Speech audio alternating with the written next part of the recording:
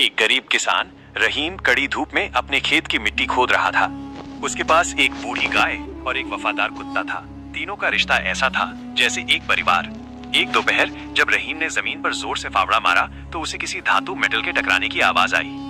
उसने मिट्टी हटाई तो वहां एक पुराना लोहे का संदूक था। रहीम के हाथ कांपने लगे। जैसे ही उसने ढक्कन खोला, उसकी आंखें फटी की फटी रह गईं। वो संदूक कीमती हीरे जवाहरात से भरा था। अचानक उसकी गाय ने अजीब तरह से चिल्लाना शुरू कर दिया और कुत्ता गुस्से में उस खजाने की तरफ देखकर भौंकने लगा।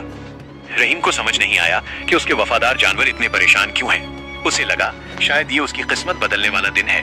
तभी वहां से एक बुजुर्ग दरवेश गुजरे। उन्होंने रहीम की आंखों में लालच देखकर कहा, तारांकन रहीम, ये चमक धोखा है। यह खजाना किसी और की अमानत है जो सदियों पहले यहाँ छिपाई गई थी। क्या तुम इसे लेकर अपनी मेहनत की हलाल रोटी को हराम करना चाहोगे? रहीम को एहसास हुआ कि उसकी गाय और कुत्ता उसे उस गुनाह से रोक रहे थे। उसने तुरंत वो संदूक वापस मिट्टी में दबा दिया।